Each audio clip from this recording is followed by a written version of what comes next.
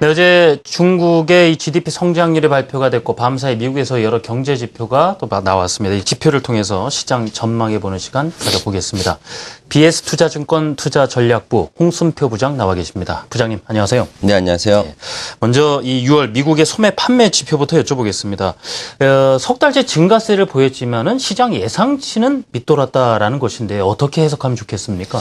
일단 뭐 하반기 미국 경제 성장세가 지속 가능할 것이라는 부분은 시장의 전반적인 컨센서스라고 볼 수 있겠는데요. 네. 이와 같은 컨센서스 자체가 미국 경제 성장이 가파르게 올라올 것이라는 쪽보다는 매우 완만하게 이루어질 것이라는 점에 방점을 두고 있습니다.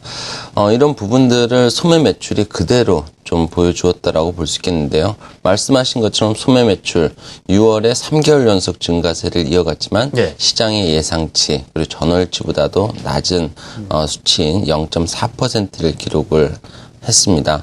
뭐 일단 어느 정도 증가세는 이어갔지만은 증가 정도가 아직은 1% 이하고 또 미국 경제가 공식적으로 침체기를 벗어난 2009년 7월 이후에 소매 매출은 평균 0.5%씩 증가를 했는데요.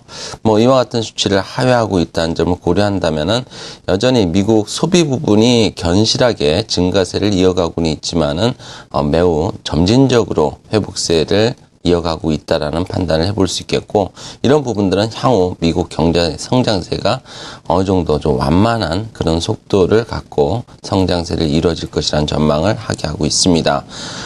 미국 소매 판매의 전년 동월비 증가율을 좀 보게 되면은 일단 지난 3월을 저점으로 해서 점진적으로 증가세를 강화를 하면서 2010년 7월 이후에 우하향하는 그런 장기 추세에서 탈피하고자 하는 움직임을 보여주고는 있습니다.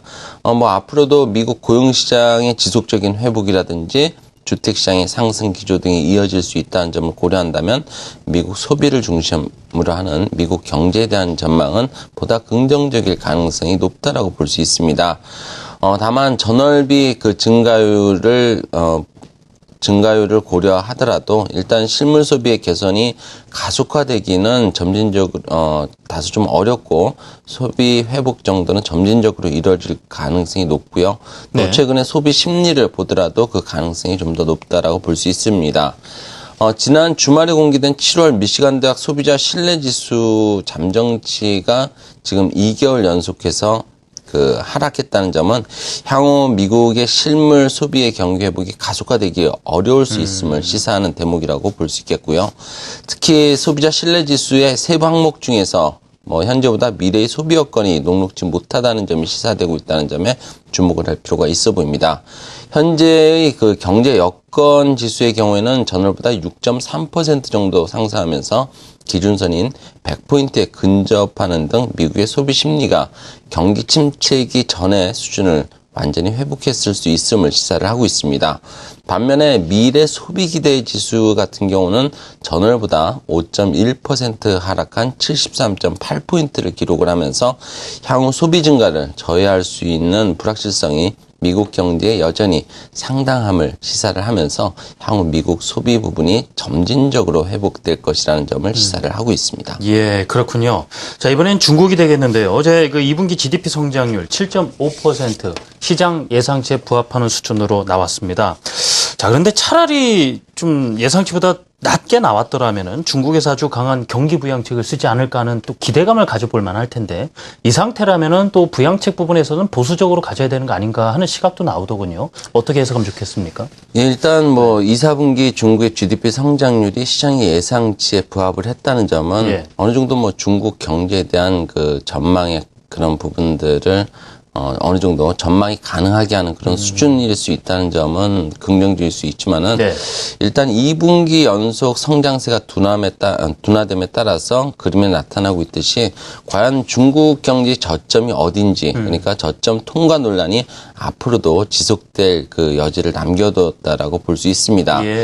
현재 블룸버그 컨센서스를 기준으로 보면은 중국의 3, 4분기 GDP 성장률은 작년 말보다 50bp 정도 하향 조정된 7.7%로 추정이 되고 있고요. 또 4, 4분기 역시 작년 말보다 50bp 하향 조정된 7.6%로 예상이 되고 있습니다.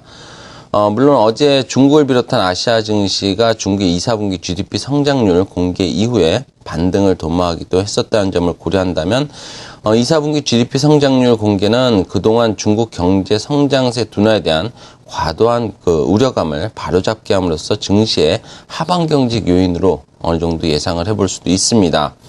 그렇지만은 중국 경제 성장의 그런 모멘텀 부각은 앞으로도 쉽지 않을 수 있다는 점은 염두에 둘 필요가 있어 보입니다. 중국 경제에 대한 불확실성이 커질수록 중국 정부의 경기 부양에 대한 기대감도 커질 수는 있겠지만은 향후 중국 경제의 저점 시점에 대한 논란이 계속되면서 글로벌 증시의 변동성 요인이 될 가능성은 배제할 수 없겠고요. 예. 그림에 나타나고 있듯이 3, 4분기와 4, 4분기 GDP 성장률 컨센서스가 시간을 두면서 계속해서 하향 조정되고 있다는 점을 고려한다면 중국 경제 성장세 둔화에 대한 우려감은 시장에 상존할 수밖에 없다는 그런 판단을 해볼 수 있겠습니다. 그리고 코스피 역시 중국 경제 성장 저점 통과 확신 전까지는 중국 경제 성장 모멘텀으로서의 그런 기대감 어느 정도 좀 수위 조절을 할 필요는 있어 보이고요. 특히 섹터별로 본다면 소재 산업재의 경우에는 중국 모멘텀의 부각에 대해서 좀 더 시간이 소요될 것으로 예상이 되기 때문에 현재 시점에서 본다면은 단기 트레이딩 정도 로 대응을 제한할 필요가 있어 보입니다. 현재 소재와 산업재 섹터의 경우에는 밸류에이션 자체가 어느 정도 좀 낮은 수준이기 때문에 추가적인 하락 가능성은 제한적일 수 있을 것으로 보입니다. 다만 올해 4, 4분기 이후에 실적 개선 가시성이 높아질 것으로 예상이 되기 때문에 네. 현재의 비중 확대보다는 소재와 산업재 섹터에 대해서는 보다 좀 중기적인 관점에서의 접근이 필요한 시기라고 볼 수 있겠습니다. 증시 투자에 대한 전략까지도 언급을 해 주셨습니다. 자, 지금까지 BS투자증권 투자전략부 홍순표 부장과 말씀 나눠봤습니다. 부장님 감사합니다. 네, 감사합니다.